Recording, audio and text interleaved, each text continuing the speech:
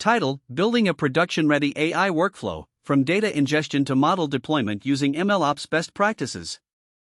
Intro. Welcome back to our channel. Today, we're diving deep into a crucial topic in the world of artificial intelligence and data science: building a production-ready AI workflow. This process is key for taking machine learning models from concept to reality and ensuring they can deliver value in a real-world environment. We'll discuss the entire journey, from data ingestion to model deployment, highlighting MLOps best practices along the way. If you're looking to streamline your AI development process and ensure your models are robust, scalable, and maintainable, you're in the right place. The importance of a structured workflow. Before we delve into the technical details, let's understand why having a structured AI workflow is essential. The development of machine learning models can be chaotic, especially when transitioning from a research environment to production. Without a clear framework, teams can face challenges such as data inconsistencies, model drift, and difficulties in collaboration. This is where MLOps, or machine learning operations, comes into play. MLOps integrates machine learning systems into the software engineering lifecycle, promoting collaboration between data scientists and operations teams. Following MLOps best practices allows organizations to build, deploy, and maintain models more efficiently. Data ingestion, the foundation of AI workflow. The first step in our AI workflow is data ingestion. This is where we gather the raw data that will be used to train our models. Data can come from various sources: databases, APIs, flat files, web scraping, and even real-time data streams. The goal is to ensure that we collect high-quality data that is relevant to the problem we're trying to solve. When ingesting data, it's crucial to automate the process as much as possible. Automation can be achieved through data pipelines, which are a series of data processing steps that are executed in sequence. Tools like Apache Airflow, Luigi, and Prefect can help manage these pipelines efficiently. By automating data ingestion, we reduce human error and ensure that our data is consistently updated. Moreover, during data ingestion, we must also consider data validation. This involves checking for missing values, outliers, and inconsistencies that could affect our model's performance. Implementing data validation rules early in the workflow can save time in the long run and lead to better model performance. Data pre-processing, cleaning and transforming the data. Once data is ingested, the next step is pre-processing. Data pre-processing is about transforming raw data into a clean and usable format for training. This step often involves several key activities. 1. Data cleaning, removing duplicates, handling missing values, and correcting inconsistencies are fundamental. Techniques such as imputation can help fill in missing data, while outlier detection methods can identify and manage anomalies. 2. Feature engineering. This is where domain knowledge comes into play. Creating new features from existing data can help improve model accuracy. For instance, if we're predicting house prices, we might engineer features like price per square foot or seasonality based on historical sales data. 3. Normalization and scaling. Many machine learning algorithms perform better when data is normalized or standardized. Techniques like min-max scaling or z-score standardization are commonly used to bring different features to a similar scale.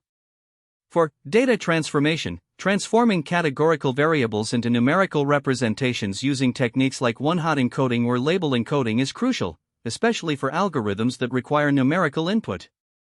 It's important to document every step taken during the pre-processing phase. This documentation not only helps in reproducing results but also assists in maintaining the workflow as new data becomes available or when adjustments are necessary. Model training, building the AI. Now that we have our clean data, we can move on to model training. This stage involves selecting the right algorithms, training the model, and tuning hyperparameters to optimize performance. Here are some best practices for this process. 1. Choosing the right model. Depending on the problem, you might opt for different models.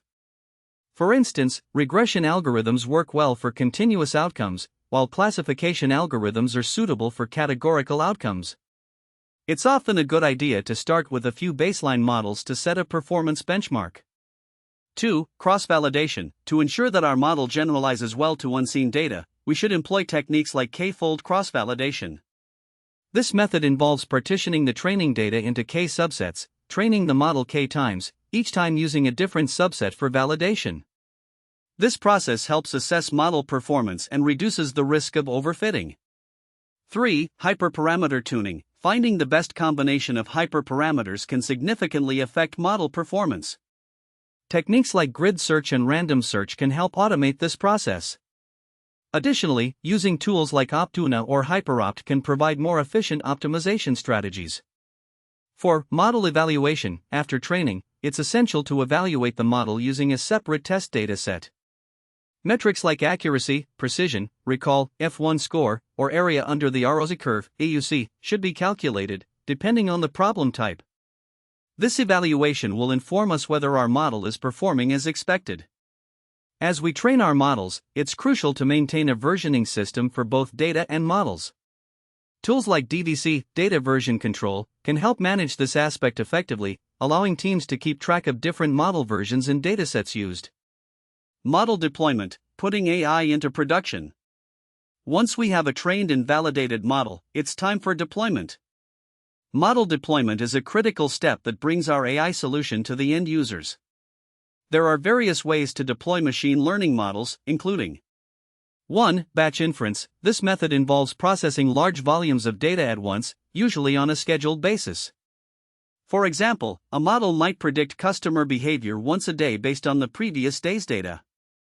2. Real-time inference. For applications that require immediate predictions, real-time inference is necessary. This involves serving the model through APIs, allowing applications to send data and receive predictions instantly. 3. Containerization. Using containers, such as Docker, can simplify the deployment process. Containers ensure that the model runs in a consistent environment, regardless of where it's deployed. This eliminates the "it works on my machine" problem, which can lead to discrepancies between development and production environments. For monitoring and logging, after deployment, it's vital to monitor model performance continuously.